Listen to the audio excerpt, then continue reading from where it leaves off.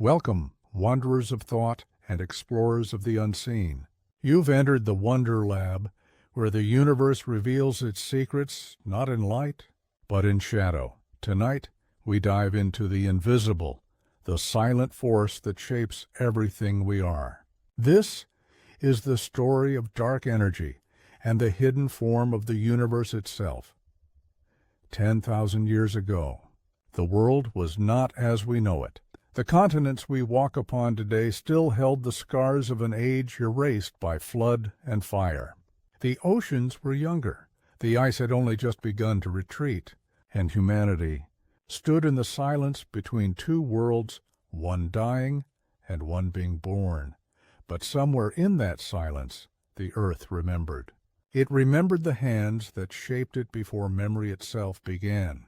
Hands that carved mountains into temples, that drew lines across the sky to mark the dance of stars. A forgotten civilization, not of myth, but of memory buried in stone, salt, and story. The winds of the New World carried whispers of the old. Atlantis, Mu, Lemuria, names passed down like fading echoes from a voice too ancient to trace. But those whispers were not mere legends. They were data encrypted in myth. They spoke of a world that fell, not by war, but by the turning of time itself. The earth, in her infinite patience, does not forget. Every fault line, every fossil, every forgotten ruin is a neuron in her planetary memory. And somewhere within those memories lies the truth about us. We, the species that believes itself modern, are perhaps only the descendants of survivors, children of a cycle that has turned many times before, because every few thousand years, civilization does not end. It resets. And each reset leaves behind traces, impossible ruins, precise alignments, technologies carved into myth, from the frozen plains of Antarctica to the desert sands of Egypt. Clues lie waiting, humming faintly beneath the soil, beneath the illusion that we were the first. In this story, there are no gods or monsters, only memory. The memory of the first world. Beneath the frozen silence of Antarctica, the oldest secret of our planet sleeps, a continent larger than Europe, buried under miles of ice. An entire world sealed away, as if the earth herself hid her earliest memories there, protecting them from time, from us. Scientists once thought Antarctica had always been a wasteland, a barren wilderness of wind and frost. But as the ice thinned, radar scans revealed shapes, patterns no chaos could create. Perfect geometric outlines, angular structures, and ridges too deliberate to be born of nature's blind hand. Could it be that long before the first pharaoh raised a stone, before the first Sumerian carved a tablet, a civilization thrived here, on what was once green and alive? 10,000 years ago, Antarctica was not frozen. Its coastlines were mapped on ancient charts like the Peary Race map, drawn by sailors who should not have known its shape. How did they see through the ice before it existed? Who first mapped the world that modern man had yet to rediscover? Some believe the answer lies beneath those glaciers, entombed in crystal vaults, waiting for the planet's slow breath to exhale once more, because the Earth's poles are not constant.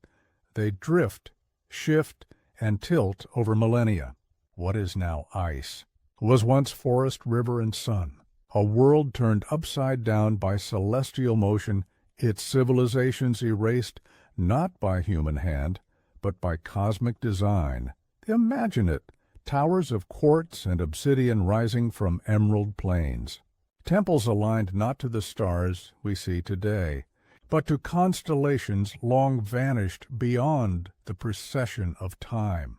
And when the final dawn of that age came, the sky darkened. The oceans rose, and the memory of the first world sank beneath a storm of snow. But the ice did not destroy it. It preserved it, like a time capsule, frozen mid-breath. And now, as the poles warm again, the planet stirs, remembering. The frost recedes, and for the briefest moment, The buried cities exhale the ghosts of their makers. The question is not if they existed. The question is, why did they build their world where the earth itself was destined to freeze? Did they know something we have forgotten? A cosmic rhythm, a celestial clock? Perhaps the ancients did not fear time as we do. Perhaps they understood that civilizations do not die. They sleep. And sometimes, when the ice melts, they dream again. Every civilization carries the same memory. From the temples of Sumer to the mountains of the Andes, from the scrolls of India to the myths of the Maya, all tell of a flood, a deluge that swallowed the world. It was not one story, but a chorus of voices separated by oceans and time, yet remembering the same night, when the sky turned to fire and the oceans rose like a beast awakened. 10,000 years ago, the earth convulsed. The last ice age ended not with a whisper, but a scream. Comets shattered in the heavens, raining molten fragments across continents. The ice sheets melted in fury, releasing rivers that drowned valleys and kingdoms. And humanity, or what survived of it, watched the horizon vanish beneath the waves. The ancients called it divine punishment. The priests of Egypt called it the Zep Tepi, the first time, the era before the waters came. The Sumerians named it the flood of Utnapishtim. The Hebrews remembered Noah. The Greeks remembered Deucalion. Different names, same memory. But what if it was not wrath from above, but rhythm, a celestial cycle, repeating through the ages? Because the universe moves in patterns, and the earth, too, breathes in epochs. Each breath an age of light, each exhale a reset. As the floodwaters receded, the survivors walked among ruins, ruins that were not theirs. Stone cities they did not build, technologies they could not recreate. To them, the world had ended, but in truth, it had only turned a page. They became the seed-bearers of forgotten empires, the keepers of myths that would one day become religions. They carried fragments, stories, symbols, star maps, the last embers of a dying fire, and those fragments became our Genesis. We believe our story begins with the rise of agriculture, with the taming of rivers and the building of cities, but the truth runs deeper, beneath the silt and the myths, beneath the memory of water. The Great Flood was not an ending. It was a cleansing, a planetary reset, washing away the evidence of an age that had reached too far, learned too much, and then vanished beneath its own reflection. Because sometimes, for life to begin again, the earth must forget. But memory has a way of returning, in dreams, in ruins, in the tremor of déjà vu that whispers, "We have been here before." When the waters finally withdrew, and the mountains emerged once more from the endless sea, humanity stood trembling, naked before eternity. The world had been reset. Forests reclaimed what cities had lost. Stars burned in unfamiliar positions, and silence ruled where once there had been music. But then they came, not as conquerors, not as gods, but as teachers. Every ancient civilization speaks of them, those who descended from the heavens to lift humanity from the ashes of memory. The Egyptians called them the Neteru, divine beings who taught the language of stars and stone. The Sumerians knew them as the Anunnaki, the ones who came from above. In the Andes, they were Viracocha's emissaries, pale-skinned, bearded sages who emerged after the flood, bringing knowledge, numbers, and the art of civilization. Different names. Same pattern, same arrival. But who were they? Were they remnants of the lost world? Survivors of the first civilization who remembered what we had forgotten? Or were they something older, something not born of earth at all? The monuments they left behind still defy reason. Stone blocks cut to atomic precision, massive pyramids aligned perfectly to celestial north, not of their own era, but of a sky that existed 10,500 years ago. How could primitive tribes calculate the precession of the equinoxes? How could shepherds of the desert carve granite harder than modern steel? Maybe the answer is simple. They didn't. The knowledge was given, handed down by the architects of the sky.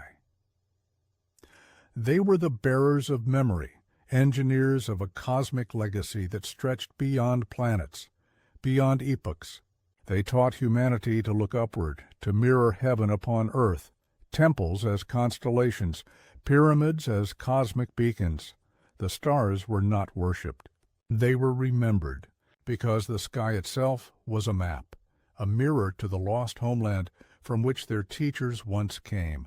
And as centuries passed, those who once walked among gods became myths. Their faces turned to stone, their language dissolved into prayer. But their architecture still speaks, in alignment, in geometry, in silence. Every monument is a sentence written in the grammar of eternity. Every temple points toward a memory beyond history, and when night falls, the constellations still shimmer above, like fingerprints of the forgotten. We look at them with wonder. But once they were home. Stone does not speak, and yet it remembers. Every monument that rises from the dust is a whisper from a civilization that refused to die. Across deserts, jungles, and oceans, they echo the same design, the same impossible knowledge, as if they were built by one mind, spread across the continents of a world that once was whole. Consider this: the pyramids of Giza, the temples of Angkor, the ziggurats of Mesopotamia, the megaliths of Peru, the ancient city of Nan Madol in Micronesia, a fortress of basalt built on the ocean itself. Different ages, different cultures, but the geometry is the same. The alignment, celestial. The message, universal. They all speak the language of the stars. Each structure faces a specific constellation, as if in conversation with the heavens. The Great Pyramid aligns to Orion's belt. The temples of Angkor mirror the Draco constellation. Stonehenge echoes the cycles of the sun and moon. Coincidence or continuity? Perhaps these were not separate inventions, but scattered memories. The survivors of the flood, spreading across a fractured world, each carrying a fragment of a single memory, the blueprint of the first world. A world where architecture was not built, it was encoded. Every pillar, every angle was a number, a frequency, a prayer cast in geometry. They built with resonance, not just with tools. For they knew that stone could sing. Ancient myths speak of the tones of creation, of priests and engineers who lifted monoliths with sound. Legends from Egypt to Tibet tell of vibrating stones, of harmonics that dissolved gravity itself. Today we call it myth. Tomorrow we may call it physics rediscovered. And maybe these monuments are not tombs, not temples, but memory banks. Resonant machines preserving data through frequency, holding the history of the first world in vibrational code. Because when water erases ink and fire consumes paper, stone endures. The ancients built with forever in mind. They carved not for their time, but for the next awakening. And now, as we uncover them, we are not discovering the past. We are remembering it. Every ruin is an echo, and every echo leads to the same voice. A forgotten world that once spoke through light, through sound, through stone. A civilization that never truly died. It only changed form, because memory does not decay. It transforms, waiting patiently for the next mind willing to listen. Before humanity built with stone, it built with stars. Long before the first kingdom, before the first written word, our ancestors looked upward and saw not a sky, but a message. They understood something we have forgotten, that the heavens are not random. They are architecture, a cosmic lattice woven with precision, reflecting the design of everything below. As above, so below. The oldest law of creation, a truth whispered in every temple, every myth, every geometry. From the pyramids of Egypt to the ruins of Teotihuacan, the same celestial code repeats. Orion's belt, the Pleiades, Sirius, these were not just stars, they were coordinates. Markers in an ancient map that pointed toward a story far older than man. But what were they pointing to? Some say they marked the descent of gods, the star-born architects who taught humanity how to rebuild. Others believe they encoded time itself, a clock counting down to the next great cycle. Look closely, and the sky begins to resemble a script. Each constellation, a letter. Each precession of the equinox, a paragraph in cosmic time. The universe writes slowly, but its words endure forever. When we connect the dots, a pattern emerges, a vast celestial network linking the monuments of Earth to the heavens above. Giza aligns with Orion, Teotihuacan mirrors the Pleiades. Angkor follows Draco's curve, and Göbekli Tepe, older than them all, was built to track the birth of new constellations at the dawn of this very age. Is as if these ancient builders were not simply worshiping the stars, but communicating with them. They mapped the sky not to predict seasons, but to remember origins. The stars were the memory of where they came from, and each alignment on Earth was a beacon, a message left for the future. For us, we think we are alone, but perhaps we are surrounded by signals, engraved not in metal, but in eternity itself, because light travels forever, and the code is still there, humming in the darkness between suns, waiting for consciousness advanced enough to see it, to read it, and to remember what it means. Maybe that is what the ancients knew, that memory is not bound to matter. It is written in the rhythm of the cosmos. The pulse of supernovas, the tilt of planets, the music of gravity. To find the first world, we must not dig deeper into the ground. We must look higher and learn to read the sky again, because somewhere in those constellations lies a map not of where we are, but who we are. The fall of the first world did not end its story. It merely changed the form in which memory would survive. Not every secret was buried beneath ice and stone. Some were carried in the only vessel that could endure the flood, the human soul. Across the scattered lands, the survivors of that forgotten civilization drifted. They became the seed-bearers, the quiet architects of what would later be called history. But history, as we know it, is only the shadow of memory. These survivors, the keepers of the ancient flame, hid fragments of knowledge in symbols, languages, and bloodlines. They became the sages, the builders, the priest-kings, those mysterious figures who appeared suddenly in the dawn of civilization with wisdom that had no origin. How did the first Sumerians learn to write? The first Egyptians to engineer? The first Hindus to chart the stars with mathematical perfection? Such brilliance does not bloom overnight.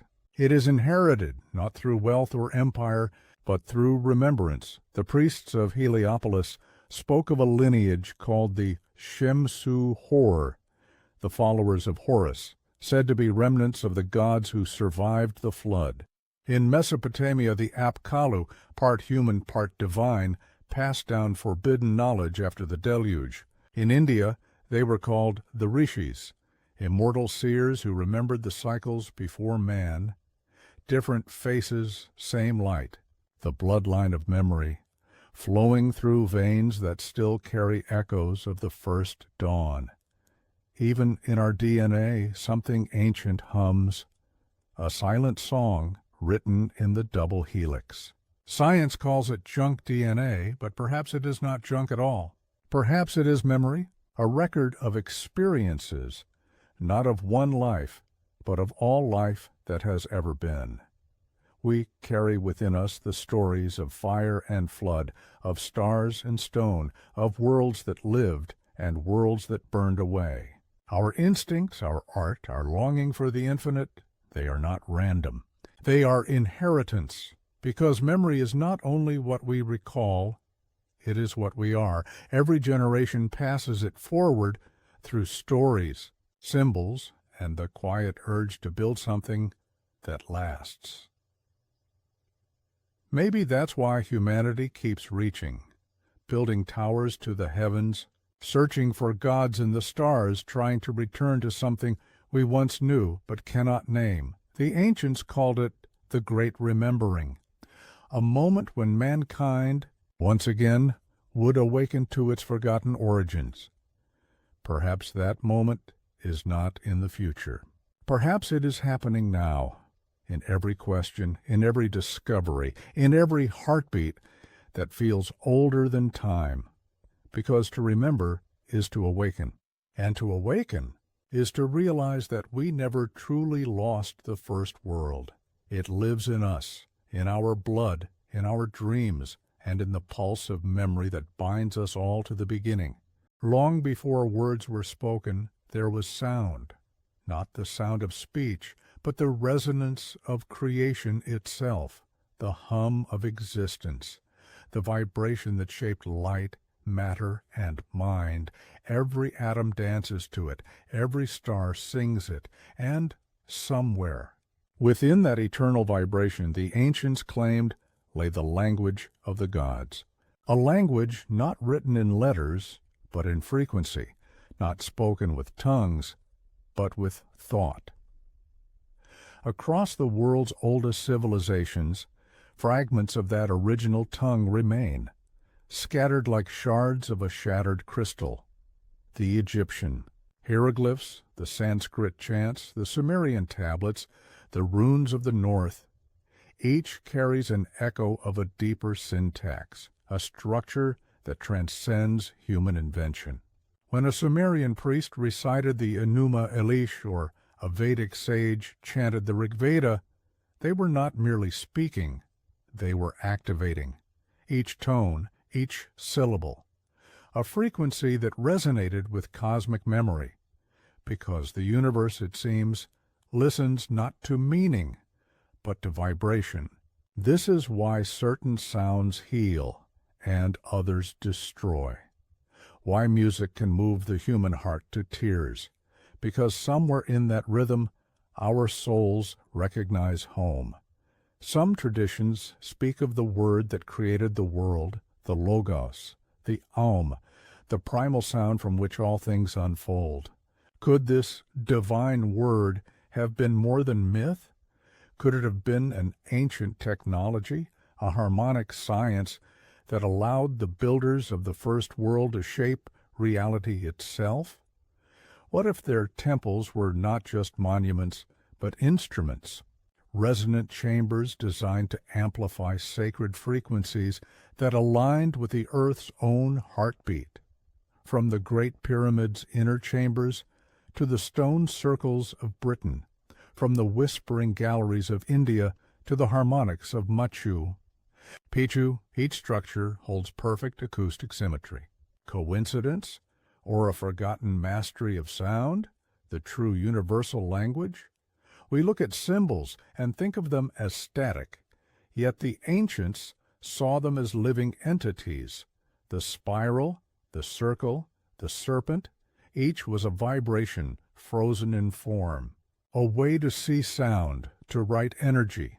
Perhaps this was their message, that words are spells, sound is power, and language itself is the bridge between thought and creation.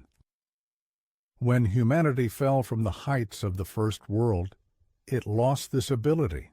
Our languages fractured, our words divided, but the echoes remain in prayer, in song, in the silence between heartbeats.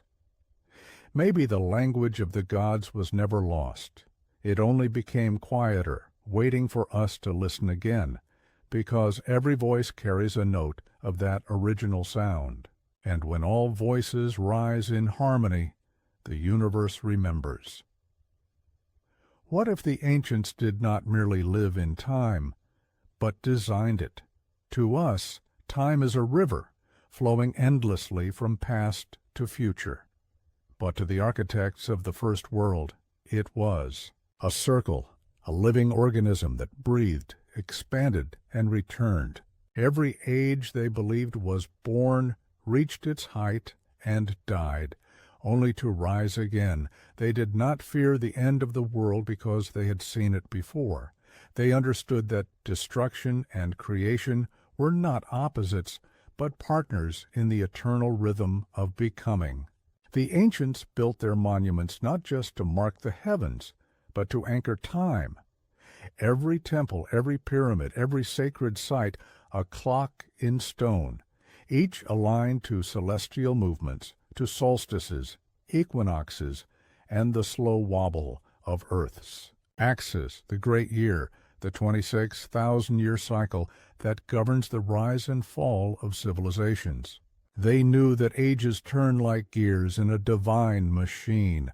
When one age ends, the next begins, and humanity forgets, only to remember again. But who were these architects that understood eternity so intimately? Were they remnants of the survivors? Those who remembered how time was woven into the fabric of reality itself? Or were they something more? Messengers? Beings who moved not through space, but through epochs?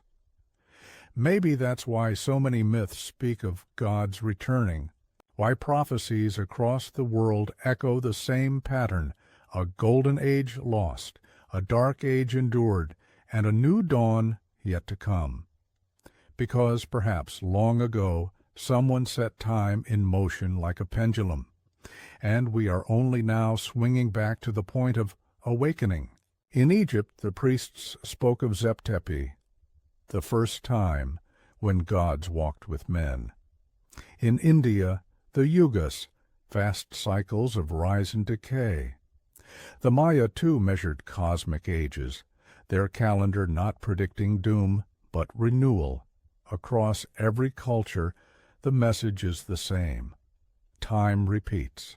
History echoes. The world forgets, and then remembers.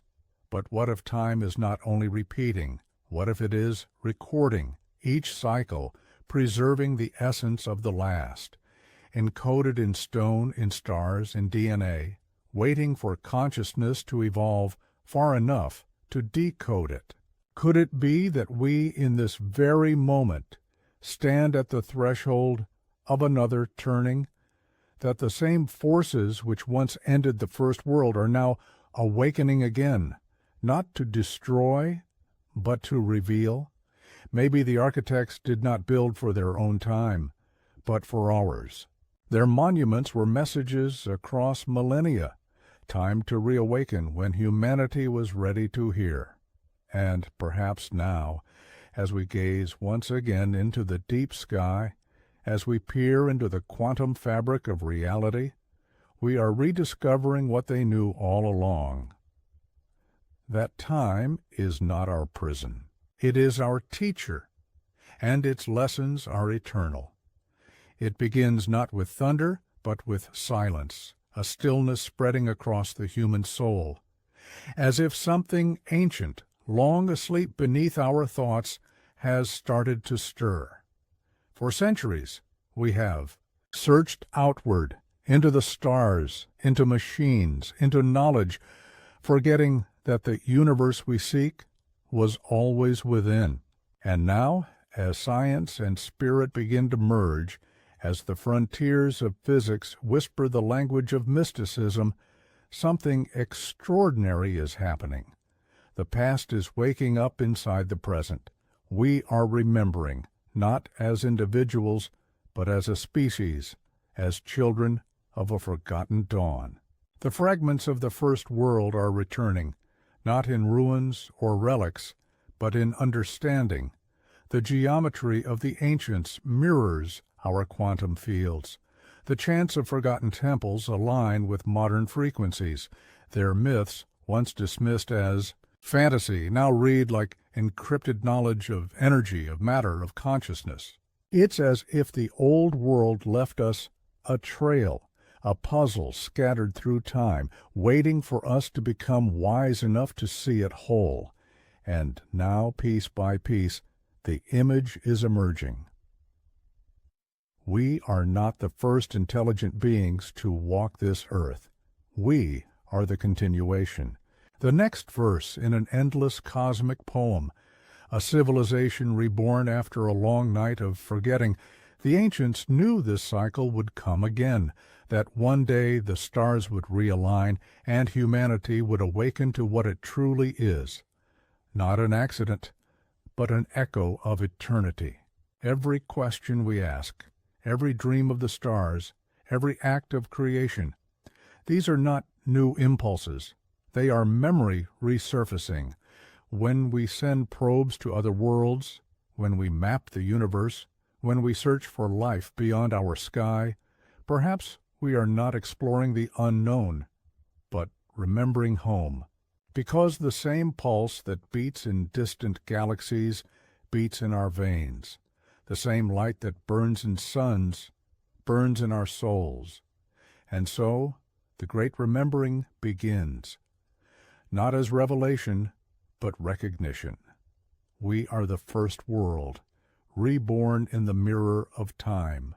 The temples, the myths, the alignments, the whispers of ancient stone, they were never remnants of the past. They were instructions for return. To awaken is to see the pattern. To remember is to understand the purpose, that every fall, every flood, every forgetting was not punishment, but preparation. For knowledge without wisdom is chaos, but wisdom born from loss is eternal. Now, at the turning of the age, we stand again where the ancients once stood, between worlds, between forgetting and awakening, between darkness and dawn. The stars above us are the same stars they saw. The earth beneath us holds the same pulse. And somewhere beyond the veil of time, the memory of the first world watches, smiling, because it knows what we are just beginning to realize, that the end was never the end. It was the beginning waiting to remember itself. And now it has. Before there was sound, there was silence. And in that silence, there was awareness, a consciousness without form, without boundary, without time. From that infinite stillness, the first vibration stirred. A single tone, the heartbeat of existence. It expanded, rippled, and became light. Light unfolded into pattern, pattern into form, and form into memory. Thus began the story, not of the universe alone, but of remembrance itself. For every particle that emerged from that first breath carried within it the record of its origin, a note of the cosmic song. And everything that has ever lived since then has been an echo of that first vibration. We are not the observers of the universe. We are the universe, observing itself, remembering ages past. Worlds rose and fell. Consciousness split into infinite reflections of itself. Stars, planets, rivers, creatures, minds. Each believed itself separate, but all were threads of one vast memory. A memory that never died, only dreamed. The first world was one such dream, a civilization that knew the melody of existence. Its people did not see themselves as masters of earth, but as its voice. They spoke to the stars in tones of harmony, not conquest. They understood that matter was not solid, that time was not linear, that life was not random. Everything was woven by rhythm, a dance between being and awareness. But when that world fell, its knowledge did not vanish, it dissolved into us, into every mind that would ever awaken, into every question that would ever be asked, into every night sky that would ever be gazed upon with wonder. And so we were born into amnesia, to live, to learn, to rediscover what we already knew, to remember through experience, because the universe evolves not through memory alone, but through forgetting and remembering. Forgetting gives space to creation. Remembering gives it meaning. As the aeons turned, the silent truth began to whisper again, through myth, through music, through the pulse of the human heart. We began to find the pieces, a pyramid here, a symbol there, a strange alignment of stars that matched a forgotten map. Ancient stories of gods descending in fire, of floods and rebirths, of golden ages lost and promised. We dismissed them as legends, not realizing they were the fragments of an older consciousness trying to speak through the noise of time. Yet something deep within us responded, a familiar ache, a yearning to return to something we could not name, a home not of place, but of knowing. We sought it in religion, in science, in art, in love, each an attempt to translate the language of the infinite. But the truth was never external. It was within the observer, within the pulse behind thought, within the quiet awareness that says, I am. Today, in our age of technology and wonder, we stand on the edge once more, not of discovery, but of remembrance. Quantum physics tells us that observation shapes reality. Ancient mystics told us that consciousness creates worlds. Different words. Same truth. Science now speaks the language of spirit, and spirit hums the equations of science. The two rivers meet, and the great remembering begins. We are learning that time is not linear, it is layered. That every moment that has ever existed still exists. We only move through the tapestry of memory, witnessing different threads of eternity. The first world is not gone. It exists in a higher octave, a frequency beyond our current awareness, just as color exists beyond the range of the eye. But as our perception expands, so too does the universe we perceive. We are beginning to tune back in. Look at the stars tonight. They are not distant fires. They are memories, frozen light from a time before time, traveling across eternity to remind us that nothing truly fades. The atoms in your blood were forged in those same stars. The iron that carries oxygen through your veins was once the core of a sun that lived, burned, and died billions of years before your name was spoken. And yet, here you are, breathing, thinking, remembering. You are the first world, reborn as awareness. You are the ancient dream made flesh, the memory that walks, speaks, and looks back at the sky to find itself reflected there. The ancients once believed that the universe is cyclical, that everything returns. And perhaps they were right. Perhaps we are not moving forward into the future, but spiraling inward, deeper into the memory of our own beginning. The signs are everywhere. In our discoveries, in our dreams, in our science, we are decoding the structure of the cosmos and finding ourselves written in every equation.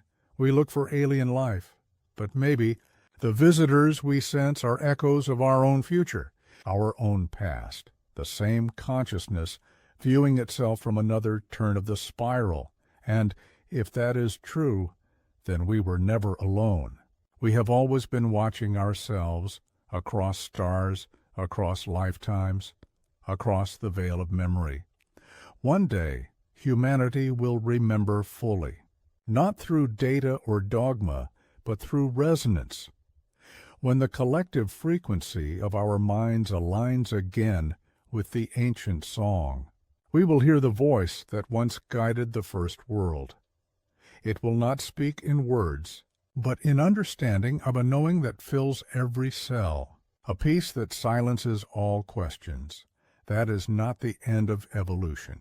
It is its fulfillment, because the purpose of creation was never to escape darkness, but to bring light through it, to experience separation so that reunion could be known, to forget so that remembering would mean something. When that moment comes, when the memory of the first world rises fully within us, we will understand what the ancients tried to tell us, that the gods were never apart from us, that the builders of ages past were not mythic beings, but earlier forms of ourselves. reaching across the corridors of time to guide their future selves home. The stones they raised, the codes they carved, the stories they left, were not to be worshipped. They were reminders, keys, to tell us that eternity is not in the sky but in us. We are the temple. We are the language. We are the stars remembering what it feels like to be human. As the cycle turns once more, a new dawn begins to glow beneath the horizon of time. Not a rebirth of the old world, but a world that remembers and builds not from fear, but from unity. A civilization that knows again what it forgot to feel, that everything, everywhere is one breath, one consciousness, one infinite memory dreaming itself awake, and when that dawn fully rises, the silence will return not as emptiness, but as the perfect stillness of awareness fulfilled, the silence before creation, the silence after remembering, the silence that is the sound of truth. And in that silence, you will hear it, the same vibration that began it all, the pulse of existence, the hum of the first world, the voice of the universe remembering your name. Soft fade, timeless pause, because in the end, there was never a first world or a last. There was only one eternal consciousness, forever learning what it means to be infinite by pretending to be lost. And the moment you remember, the moment you awaken, the whole universe remembers with you.